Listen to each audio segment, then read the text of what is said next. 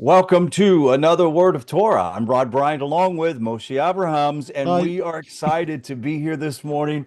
We look forward to it. As a matter of fact, this or a couple of weeks ago, we went up later. The class went up later, and I had people contacting me going, "Hey, you guys not doing a class Oh, today?" And I said, really? "Yes, it'll be up. It's coming here. 2 minutes, three Lovely. minutes, it'll be here, right?" So I really am grateful that people are looking forward to the classes. And if you're watching right now and you haven't interacted with us, Moshe has an email that you can send directly to him. Oh, yeah. And it's mosheteaches@gmail.com. Mosheteaches@gmail.com. There you go. And also, he has a YouTube channel that he does separate from NETIV, and Yeah. it is called youtube.com/Word of Torah. Yeah. I mean, Very simple. I'm so pleased that people are getting a kick out of it. And if there's stuff that you guys wanna hear, if there's stuff that you want deep dives on, let us know. We would really like to Yes. tailor it to what you want and to what you're trying to learn Yes, about. absolutely. Well, I appreciate it. Well, we're starting in the seventh chapter of the book of Genesis. We just came through or talking about Noah, right? Yeah. And I think we'll continue on with that. So, Yeah. So we're in verse Hey, which is the fifth letter of the alphabet. So verse 5 in chapter, exactly as Rod said, verse 5 in chapter 7. And this is where we left off last time. V'yas Noach, and Noach did, because this is the word asa ayin sin hey. Now the yes, hey's gone missing because that's a weak letter, so that's dropped off. There's only two weak letters, by the way. There's a hey which can drop off the end, or a nun that can drop off the beginning. Most of the time, the nun's on the beginning and the hey's at the end. Sometimes it varies. And then any other letters that go missing, they're exceptions to the rule. They're little rule breakers. But yeah, right. for most of the time, when you get a two-letter root like this, you think, oh, what's missing? Well, it might be a nun, it might be a hey. So Noach did kachal asher tzivahu Adonai. So kol is all, and Hmm. ka as a prefix. This is short for the word kamo, which means like or similar to.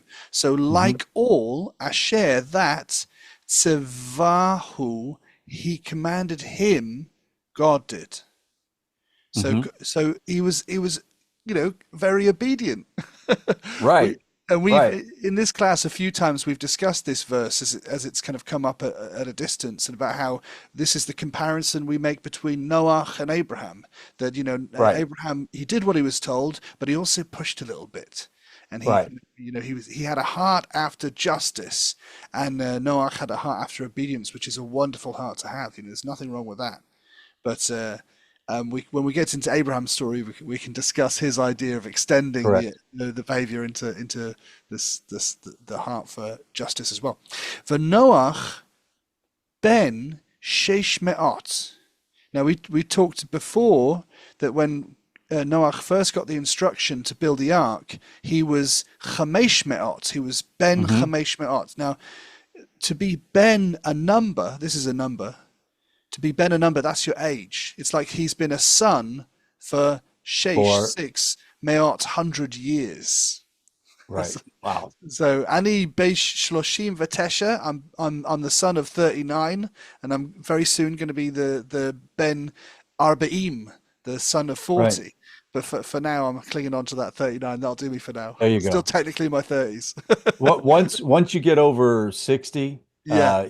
you can't hold on to anything. You're just going down the hill. But I don't know. I'm getting my grades coming through, and I'm quite proud of them. And I'm starting to get Yeah, a little you bit should. salt and You pepper. should. So I feel like it's achieved. It's an achievement Right. to get to certain stages. For Noach ben sheish me'ot shana v'hamabul. I love that word. The hamabul. That's the flood, but it kind of sounds like just the flood. Bursting through the dam or something. Right. Hamabul. So he was 600 years. Vahamabul, and the flood, Hayah, was Mayim al Haaretz, water on the earth. Now, we've had that before. I always think it's funny when the Torah says that, because it's almost like describing what a flood is. There was the Right. Mabul, water on the earth. In case you didn't know what a Mabul was, Correct. that's what it is. V'yavo Noach uvanav ve'ishto u'neshebanav ito el ha-teva. Now, this is all one phrase. You can hear there's a list in the middle, right? This, for this, for this, for this. Right. Ha-teva is the ark, and el ha-teva is to the ark, right? So this is describing Noach, Uvanav and his sons, ve'ishto and his wife, unshevanov and the wives of his sons, ito with him, el ha-teva, they came to the ark. And I think just very briefly, I think it was last week we discussed this, that when God says, Bo el ha-teva, come to the ark, there's actually a subtle little hint in there about what's happening.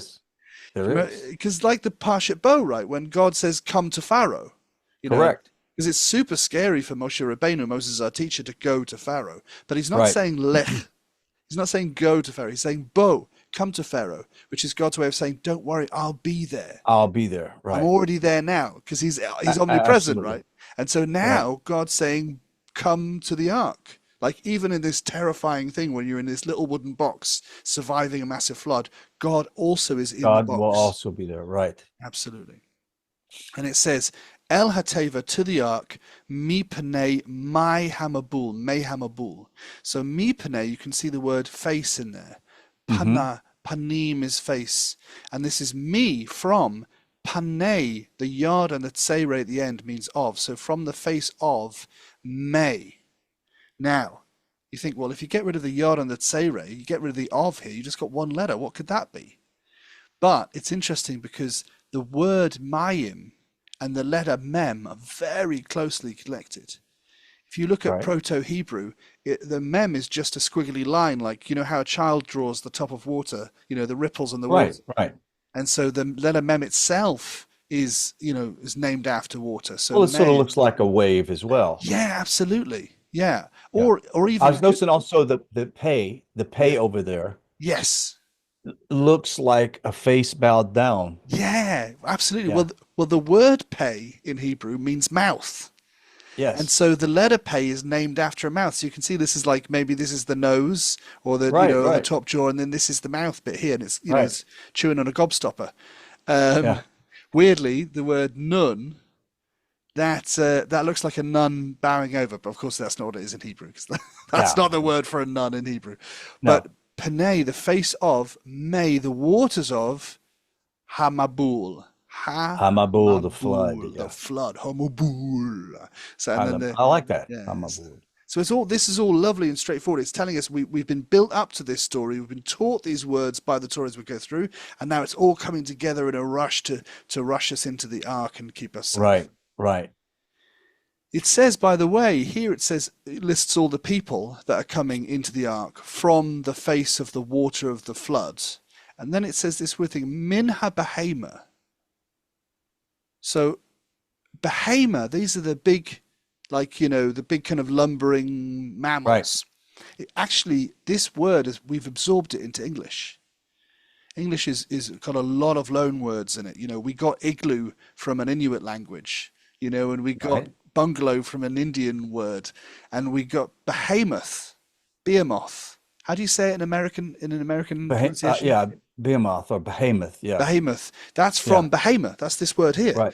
In fact, the plural is feminine, so more than one behema would be behemoth, which is exactly the same as the word we use in English. Right? Yes. So that's the way to remember. These are the big behemoth animals. Min ha-behema ha-tahora, from the ritually clean big animals, or min ha-behema asher einenu tahora, that don't have that ritual purity, and min ha-of, and from the flying thing, v'kol asher romes, that all that crawls, al ha'adama. Now clearly we haven't finished the sentence yet, we have to go to the next verse. Shenayim bo'u, right? Two, they came. El Noach. They came, all of these big animals, whether they were clean or not clean, at least two came, 2 by 2.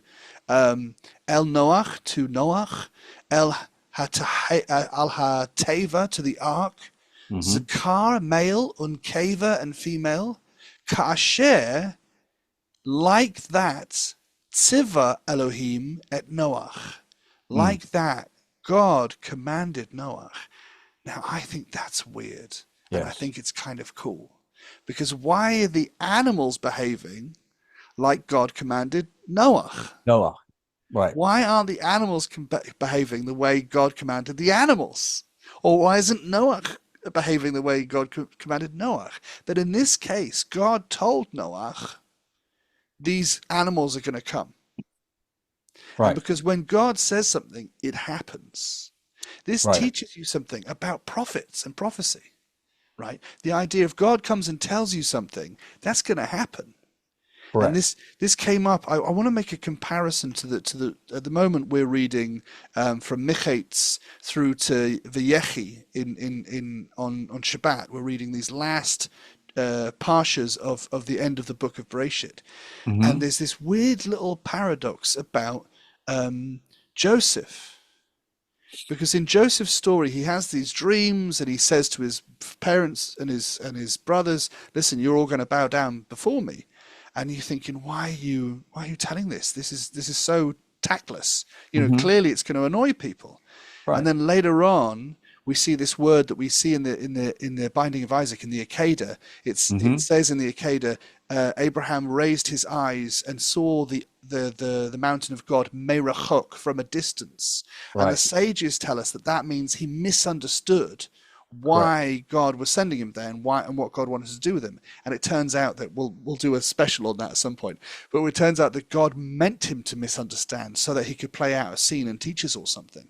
And then we see Right. that word merachok in Joseph's story as well, that when he approaches his brothers in the field just before they sell him into slavery, it says that they saw Joseph merachok. And then they start being sarcastic about him, implying Right. that they misunderstood what his Correct. purpose was.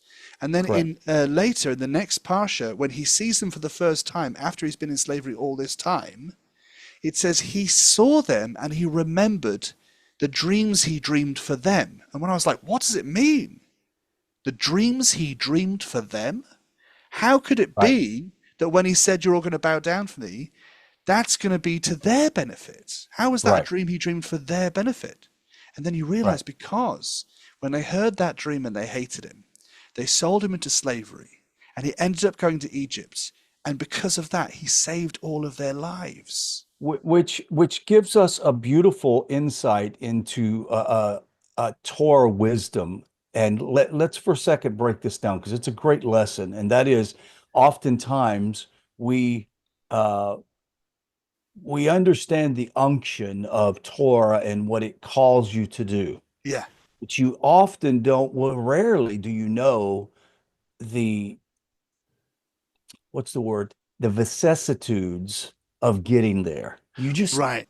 You don't What's know. the engine under the hood there? Like what's the Right. You what? just Yeah, don't yeah, know. And I think that sometimes we feel, well, before I can accomplish that, I have to know how all this works. And you really don't. no, no, You have to yeah, know that if Hashem says, do this, this is the result. yeah, You just head that direction. You absolutely. just head that direction. And even your failures, Yes, even your sins become mitzvahs in the process. that's what Joseph That's an says. incredible, yes, He says that in Vayechi when the yes, boys come and say, "Our dad, before he died, our dad told us you have to forgive us." He said, "What am I? What am I sitting in the place of God?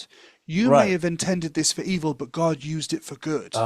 It's It's an I'm incredible lesson. crazy about Joseph at the moment. I'm just reading his. Right. So when you think of your own life and someone will watch this video and they'll realize, I've made some failures in my pursuit and journey toward the things of God. And how could I ever even accomplish that if I continue to have these difficulties in between? I want you to understand the difficulties are part of the process. Abs- and and and Absolutely Hashem, part of the process. and Hashem can use anything for the good.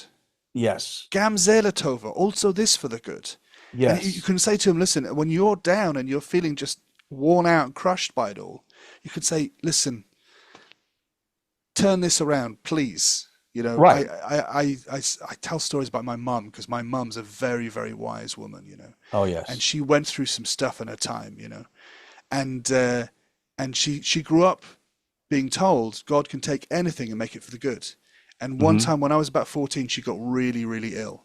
Like, you know, we didn't know what was going to happen. Wow. And she turned to God and she said, I dare you. Wow. This is the Abraham thing, right? The Right. idea That's that that's the you've got to be chutzpah of respectful. Emuna. Right, Yeah. right. She says, "I dare you to turn this into a good thing." And Oh man, that's good. I That's don't want to go good. into to details too wide because it's not my story to tell. But she's still But alive and kicking and doing she well. had a whole life revolution. Her whole philosophy changed. The challenge of facing her own mortality turned everything around. And she dealt with stuff that she should have dealt with years and years before. Wow. And she's so Incredible. much more herself after going through that. Right. And so she could have said, well done. That's good. But it Okay, kind of you struck did a her. good job.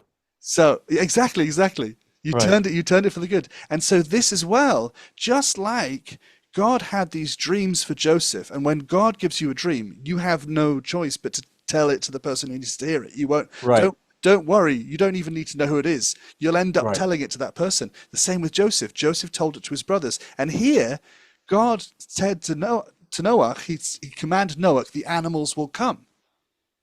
Noah could be worrying about this. He could have got Right. vexed himself and well, how are we going to get polar bears? They don't Absolutely. have a motorbike license. What are we going to do? But no, Right. it happened as God told him it would happen. It was almost as if the animals had a switch up in their migration patterns. And Right, Hashem says, let's turn your GPS around just a bit, and that's where right. you need to head. Absolutely. Yeah. This is the thing is that's a very Maimonidean response. I'm crazy about Maimonides, about the Oh yes. Rambam, that he says, listen, not so many words, I'm paraphrasing now, but God invented nature. So why wouldn't God use nature to do miracles? Precisely. So Right. he comes up with naturalistic explanations for the 10 strikes of Egypt, the 10 plagues of Egypt. But that doesn't mean he doesn't think they're miracles. He absolutely thinks they're miracles. Absolutely. Just the very fact that he uses his creation to accomplish Yeah. through the laws of creation. Yeah. He didn't come along Right. as a Johnny come lately and see nature and go, I'm going to mess with it. He's like, well, I set Yeah. this up with fully in mind of what I was going to do. Right. So Right. yeah, everything showed up where it needed to be. Right. Beautiful. So Shanaim Bo'u, two and two they came. This is the male and female. El Mhm. Noach, El Hateva, to Noach and to the ark. Zakar and Keva, male and female. Ka'asher tziva Elohim, like God commanded at Noach. So Vayhi. Now, I'm going to do a little grammar moment, if that's okay for a second. No, please. Yes. So we've looked at this a bunch of times before. We have the verb here in black. The verb is yehi, which is haya was, hoveh is, yiyeh will be. So you can see yehi, if it had another hay on the end, it would be yiyeh. That's the verb, the future tense verb to be. Right. Now we actually have a yod in here, which is like saying it will be or he will be. So I'm going to make that green just to make it pop, to make it stand out, right? This will Mhm. be. But we have this tense flipper. We have a vav. And a vav can be an and, or it can be a tense flipper. Right. So I'm going to tell you today the way to spot when a tense flipper is flipping a future tense verb like this one into the past, it has a petach vowel. If it's flipping a past tense to the future, which we'll do another day, it has a schwa, two vertical dots like that. But if it's flipping from the future to the past, it has a petach, which is a tongue depressor. Ah. It's the horizontal line that makes you go Hmm. ah. So I'm going to turn this blue just to signify that this vav is not an and, it's a tense flipper. And that means it was. It goes from it will be to it was. It was. Lishivat, we say, on the end of Shabbat, we say Shavua Tov. And then on Hmm. a Sunday morning, we say Shavua Tov because we're saying good week, good 7. And Shiva is the number 7. And Shivat Hayamim is 7 of the days. And that's also where we get the term Shiva, setting Shiva after a Absolutely. funeral. Absolutely. Yeah, because we sit for 7 days. Yeah, absolutely. So, and it was for 7 days, which is what God told Noah, heads up, in 7 days I'm going to bring the flood. And it was for 7 days, Umei Hamabul, and the water of What the of the flood. blood. Hayor, they were al haaretz, on the land, just like he said. So the Torah is always quick to remind us, just as God said it would be, that's how it was. Yes. So now going into Yod Aleph, Yod is the 10th letter of the alphabet, and Aleph is the first, so this is verse 11, 10 and 1. And Hmm. we get this sentence here. So let me just make this a little bit bigger on the screen so it's easy for everyone to see. Bishnat sheish me'at shana, in the year of 600 years, l'chaye Noach, to the life of Noach. So it's not dating this event now by the years of the earth. It's dating it by the years of Noach, which is Interesting. interesting. It's centered. It doesn't normally do that, but it's decided to center on him a little bit, right? So in the 600th year of the life of Noach, b'chodesh hasheni, by the second month. Now, we have more than one new year, so that could really mess with you. You could say, well, Right. Right. which month are we talking about? But at this stage, before, we don't have the festival of Pesach, so that can't be the new year for the nation. We don't have new year for cows or new year for trees because that stuff which centers around the temple, we don't have the temple yet. Hmm. So we're just talking about Rosh Hashanah. We're talking about the second month after Rosh Hashanah, which coincidentally is around about now.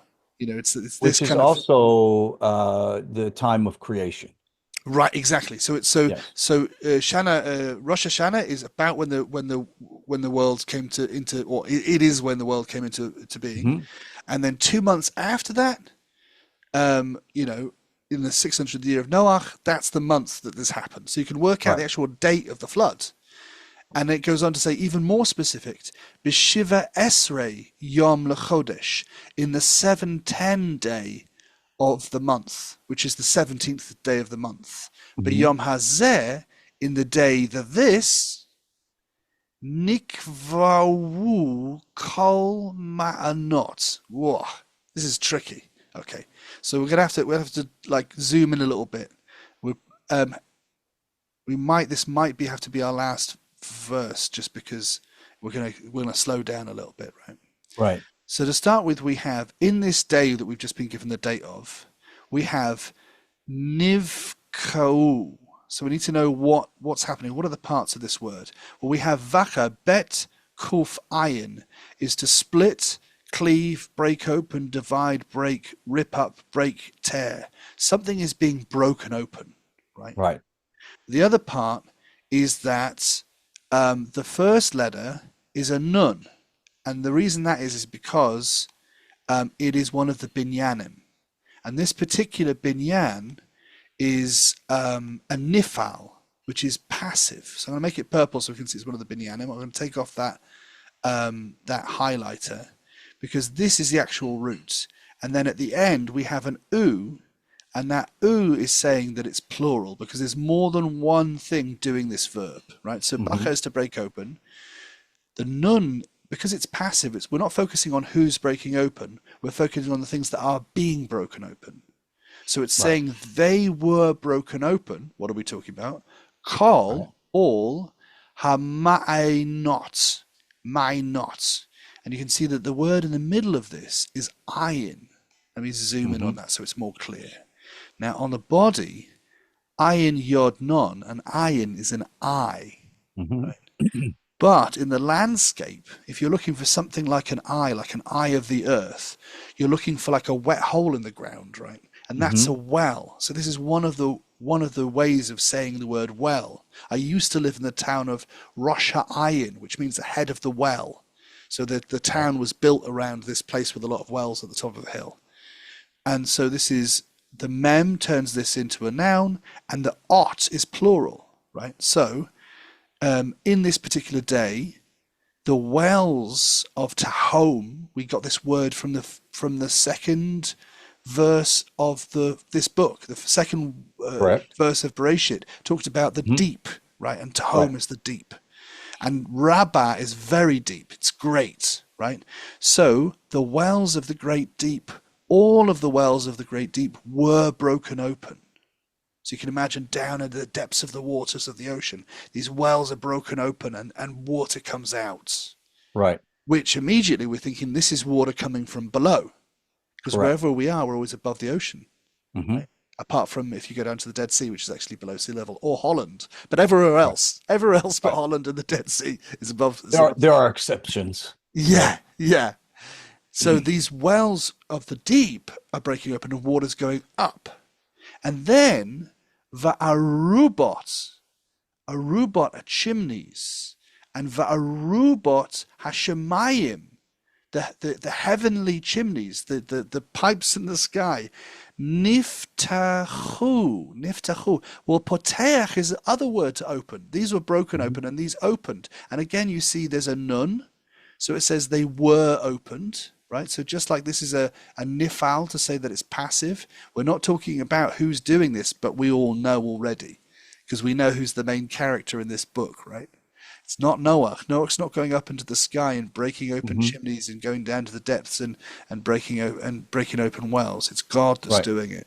Sometimes God is conspicuously, subtle in a situation. And it's interesting because it starts off telling, and it's very specific. It's saying that from the ground, the wells broke forward, or the plates shifted and water came out, and then the water came down. So it wasn't the water on the earth wasn't the result of a rain for a year. No, It was the combination of both torrential rains and the other, something super miraculous, all the while using creation.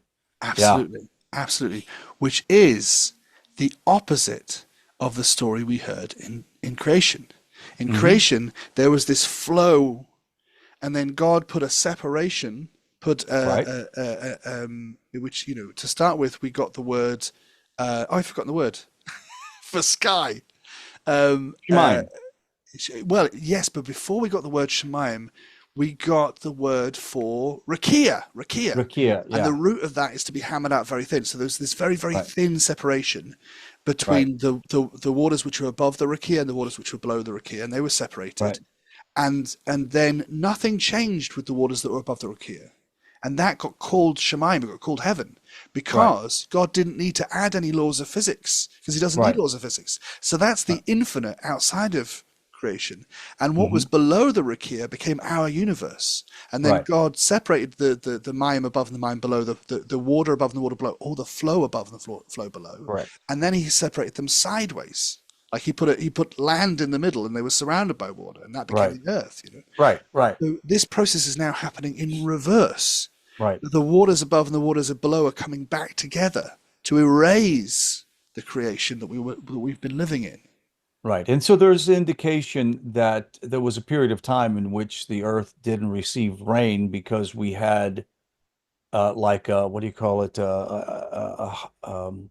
A hot house, or what's the name for it? Oh, like the Uh, greenhouse. a Yeah, yeah, greenhouse yeah. effect. And so water existed within the vapor of the air Right. and fed all of the plants and the creation itself. But now we see the flood waters break loose. Mm. It's an incredible idea. There's a beautiful. I mean, you and I are always talking about Rabbi David Foreman, who's just a, Hmm. a magical creature. And he talks about when he does a little video with Aleph Beta on Noach, and he lists these events which are creative in Bereshit, and then reversed are destructive in Noach, and it's like that's It's so worth looking amazing. out for. Yes. So really the reverse of creation Exactly, is the destruction that takes place. absolutely. And Yeah. then foreshadowing, of course, we're living in creation now. So all Right. of these reverse things are going to have to be reversed again. God does Right. these creative processes, and then he's like, "This is too violent. You Right. guys have run wrong. I'm going to pull all this back together, and then we're going to start. I'm going to give you another chance." Well, it is our hope in our last minute of Mm, our podcast today that we as creation, both Jew and non-Jew mm, in the world, that we will begin to improve ourselves and merit to where yeah. redemption comes. Amen. And he doesn't need to destroy us, but needs to take what we have already built with our mitzvahs, with our acts of kindness and goodness and love in the earth, and transform us into a new creation. And that's what we have to look forward to. That just is Amen. exciting to hear about. Just want to remind you guys, don't forget to subscribe. And Moshe, you have your own YouTube channel, Ah, youtube.com/word word of of Torah. You Torah. cannot miss it. It's going to be fantastic. Send him an email at mosheteaches@gmail.com. And if you want to send me an email, just go to nativcenter@gmail.com. Look forward to chatting with you guys and seeing you next week at the same time. Shalom, shalom. They tried to buy.